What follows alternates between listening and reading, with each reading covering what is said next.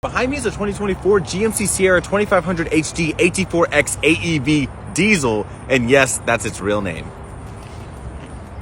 Let's break this down. GMC's the brand, Sierra's the truck. HD stands for heavy duty, which means you get an absolute behemoth of a vehicle.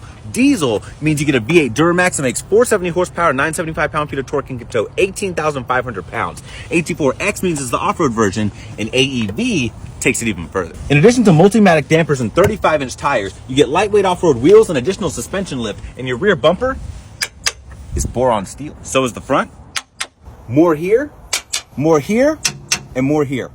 In the back, you get a multi-matic tailgate with a fold-out step. And if your youth has left you, you get help. Inside, I get a moonroof, AEV branded seats that are heated, ventilated, and also massage me. Hidden storage space right in there. I have a digital mirror, a touchscreen with Apple CarPlay, Android Auto, and built-in Google. I have a wireless charging pad, heated steering wheel, digital display, head-up display, and if I need help seeing around my trailer, my mirrors extend. In the back, I can lift my seats for more room. I have more hidden storage space right in there. My seats are heated, and I have a really good amount of room.